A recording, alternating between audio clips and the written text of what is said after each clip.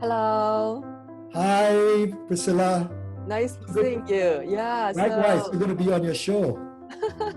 excellent. So this is Priscilla from Speakers Connect. Today we're very happy to have branding and marketing expert Jerome Joseph with us. Jerome has worked with over a dozen brands in 34 countries, and he is the author of 8 best-selling books on branding. He is also ranked number 2 as global guru in branding. So today we are super excited to have Jerome with us. Thank you, Priscilla. It's really an honor to be here. I'm so excited to talk to you about personal branding. So let's get going. Yeah, indeed. So when we prepare for this chat, we are considering what topic to talk about. And you mentioned that this is a very important time for us to have a personal brand. Yes. So may I know, to start with, who needs to consider having their personal brand? So this is a really good question, Priscilla, because when sometimes the first thing is when I use the word personal brand, many people get a little bit traumatized. Personal brand, I'm not a product. I am not Cadbury. I'm not Nike. So one of the things that I tell people is this, right? The day you were born, you are a brand. You are brand me, right? Brand you. And as a brand, right, what you say, what you do, all your actions determine what people think or feel about you. So personal branding is crucial in today's marketplace. And there are few people that really, really need to work on really building their world-class brand in the marketplace. So I'm going to tell you 5 types of people that I typically work with, that typically come to me, or typically spend a lot of time on personal branding. Number 1, you have the entrepreneur, the person that owns the business or is self-employed. Those people need personal branding like nobody's business. They need to stand out in the marketplace.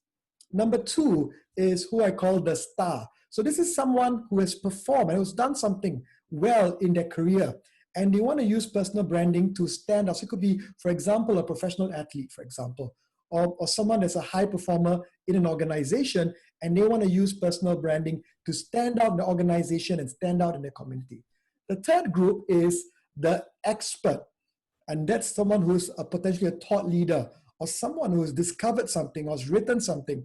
And a lot of speakers and authors would fall into this category, and they want to position themselves in the marketplace as an expert. The fourth group is the leader. So I do a lot of programs with leaders inside organization. So it's a leader that, number one, they want to let people know who they are as a leader and what their values are as a leader, and how they drive their brand inside the organization. And finally, the seeker. The seeker is really the job seeker. So when you get out of school and you're fresh, you're looking for a job, you are the seeker. You need a strong personal brand to stand out in the clutter of people looking for jobs. The earlier we start, the better. Exactly. Oh, I mean, I have a daughter now, as you know, and I'm ready. She's got her own Facebook page. I'm really building a brand right now. I'll like her after this section. Yeah. So wow, so 5 types of people particularly would need to consider building their personal brand. Yes. I know that you have developed a system and you call it the 5D personal branding framework. Yes. Yeah, so can you tell us more about that? What 5D that you are having in mind? Brilliant. So for me, as I wear the hat of a consultant. I have the wear the professional speaker. So every time I go in and talk to organizations or consult with organizations and individuals, I always believe it needs to be driven by a clear, thought-out framework. And this framework is our 5D framework. The 5 Ds stand for discover, define, develop, deliver, and drive. I'm going to give you a short description for each. Discover is at the start of any personal brand process. It's really to discover what makes your brand unique to your audience, what makes your brand unique to your target marketplaces. So discover stage, we have a whole bunch of research tools that we teach people how to use to discover their brand. The second stage is what I call the define stage. So here is where you define effectively who are you specifically talking to. You define your markets, you define your goals, you define your audiences and how to engage with them. The third stage is the develop stage, and it's really the heart of your personal branding, which is your strategy. It's where you develop your unique value proposition. It's where you develop your unique message in the marketplace. It's where you develop your key strategies to help you stand out. And then you have the deliver stage. And the deliver stage, this is where you create assets that help you deliver your brand across key touch points. And finally, you have drive. And what drive means is, how do we continue to drive your brand? And in this stage, you spend a lot of time building your full entire brand plan, your content marketing strategy. How do you build your brand offline, online? And how do you continuously drive this to your markets and your target audiences? So it's a powerful 5D framework. I've not done it justice in trying to summarize it in this short period of time, but it's a powerful framework to help individuals stand out in the marketplace. Yes, wow. So thank you very much for the very concise summary on that. I think that if we want to build our personal brand, definitely there are a lot of things that we can do or we should do. I also know that one of your book actually is called the 30 Principles to Grow Your Personal Brand. Won't you mind maybe share 2 or 3 tips if we are considering to now, oh, I would like to build up my personal brand. How should we start, or anything that can help us to jumpstart the process? Sure. There's so much things you could do, and you're right. I mean, I could go on talking for an entire day. And sometimes when I'm asked a question like this, I go, what tip do I give them when there's so many to pick from? But let me give you one that I tell individuals that I coach, or when I run a keynote. The first thing is this. Under the Discover principle, it is very important for you to talk to people that you interact with or that you choose to interact with. So for example, if you're an entrepreneur, it is very important that you have conversations with your target audiences so that they are able to tell you what they want, what they need. And as such, you are able to strategize your brand accordingly to them. So many people, when they're building a personal brand, don't have conversations, don't look at their marketplace, they don't spend time really deep diving. Tip number 1, discover your brand. Spend a lot of time in the research process by talking to key stakeholders. Tip number 1. Let's talk about tip number 2. So tip number 2 is this. I tell people that you need to have focus. So let me give you an example of a story of someone that came up to me. This guy came up to me and he gave me his name card. And on his name card in the front, he had his name. And when I turned it behind, I got a little bit confused because on the back of the card, he had the word real estate agent, financial planner, consultant, and 1 or 2 other things that he did. So he put all his activities at the back of the card and he gave up to me. He goes, hey, if you want to buy a home, if you need financial advice, you need a business consultant, I'm your guy. I looked at the card and straight away, right, the first thing that comes to mind is this guy is a jack of all trades and a master of none. So one of the things that I tell people when it comes to personal branding is, please pick a lane. Please have focus. You cannot be everything. And if you choose to be everything, be prepared that you become the jack of all trades, and people may not come to you because they're worried that you are not a specialist. Yes. So have focus, right? Really narrow down and have focus. And when you have that focus, it is so important that you then work on really building a brand. You can go deep into that focus, but have that focus. So that's tip number 2.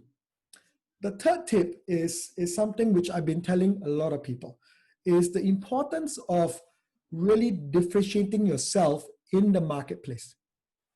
Many a times, people that I talk to, individuals I talk to, they do this, they try to copy other people, right? Hey, he did this, let me copy him and let me be him. Please don't do that. Your brand is your brand, right? So you got to be authentic, you got to be who you are. And to differentiate yourself in a crowded marketplace, then you need to find things that no one else is doing and show the world that you can do it better. I always tell people, when everyone's going right, go left. When everyone's shouting A, shout B. And that's when you can stand out and differentiate yourself in the marketplace. Now in my book, I give people 88 ways that they can differentiate yourself. It's called the Brand Playbook. And please pick up the book, read it, because it would tell you that many, many ways that you can differentiate yourself in the marketplace. But it's important, right? You can be inspired by other brands, but you have to be your own brand. Definitely, definitely. Wow, and you have been so generous for sharing the 3 tips to do the research, be yourself and be focused, right? I can't agree with you more when I sometimes also receive name cards with a list of things that, yeah, they would like to highlight, and sometimes it's a little bit confusing actually. It is. It is. It's a big problem that you see in the marketplace, and I understand. I mean, especially now in this given situation, right? Everyone's like, as long as I can make money, I'll do it. And one, and maybe just for your viewers, right? I'm going to give you one extra tip that I've been telling a lot of organizations. This is a time where your personal brand, you have to adapt and you have to evolve. So while we're talking about all these tips, in a situation like COVID, a crucial personal branding tip is this. As you're building your brand, and as you're looking at what's happening with your current offerings, start to think about what you can do to adapt and evolve to the changing marketplace, to the new norm. I'll give you a simple example of one of the, of the speaking marketplace. So the speaking marketplace, I'm a speaker, we can't go in and we can't speak at events face to face. But, and Priscilla, we had this conversation, I had to evolve. I had to adapt my game in this changing marketplace. So a big part of your strategy today as a personal brand is not only how can I stand out, how can I differentiate myself, but how do I adapt and evolve to a changing marketplace? Yes, and talking about COVID, I know that you also have your presentations and coaching on how we can stand out on the social media as well. So maybe you can let us know a little bit about that area. I've never had so much demand for my online programs. I have a program called Digital Branding, and it's focused into a range of programs. So we do specialize like branded prospecting on LinkedIn, on Facebook, and of course we do across the platforms, right? An entire digital branding program. I've never had so much demand before, Priscilla. You know why? Which industries that are constantly asking you about those? Of course, I get the big ones of the real estate, financial planners all the time. I get phone calls on a daily basis, but it's a lot of industries are coming and having conversations. I mean, because let's face it, right? Many salespeople, many people are essentially locked down at home, which means that today they now need to go out there and reach customers in new and different ways. So the demand has been increasing for me because companies and individuals have come up to me and says, help me, because I understand now that Facebook is not about just putting on a post. It's a complete end-to-end strategy. I understand LinkedIn is not about just having a nice profile picture. There is an entire strategy around it. I know that I need to start looking at all my hyper-connected ecosystem of potential customers. And how do I build my brand across this ecosystem? And people have started to realize it's a lot more than that, because I'm sure you have seen an increase of activity in your social media pages because everyone's online now. Everyone's doing live. Everyone's putting up posts.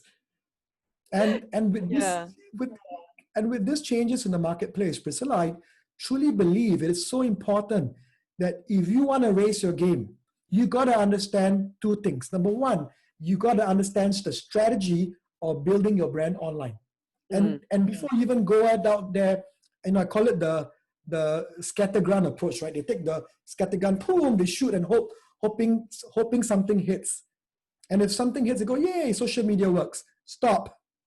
Focus on having a clear brand strategy for your online activities, because you can't do everything. You need to be very specific. Then when you have the strategy in place, then you move into execution.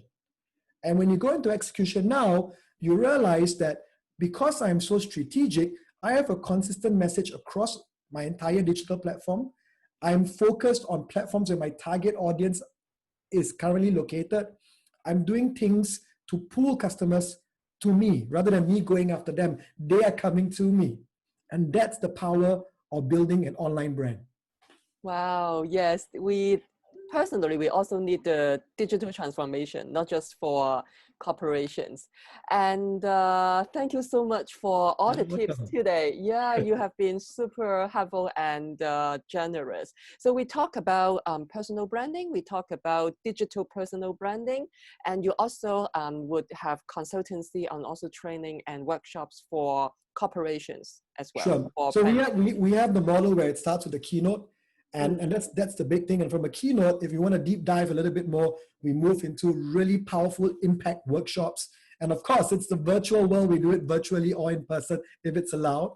And of course, if you want more help, if you need more, we move into a consulting and coaching model. So yes, that's the end-to-end experience that you have working with Jerome Joseph and his team. So the audience of this video, if you're interested to know more about Jerome's offering, you can contact us or Jerome directly. So there are so many topics under the umbrella of branding that he is an expert on it. So today, thank you very much for your time. We really appreciate it. And I hope to see you very soon again. I'm very excited for what the new norm looks forward to, and I'm looking forward to really a new world that's ahead of us. Yes. And a last message to all of your viewers. Today, what you do today impacts what you do tomorrow. So take action today. Definitely. Thank you so much. You're welcome, Priscilla. Take care. Bye-bye. Thank you. Bye.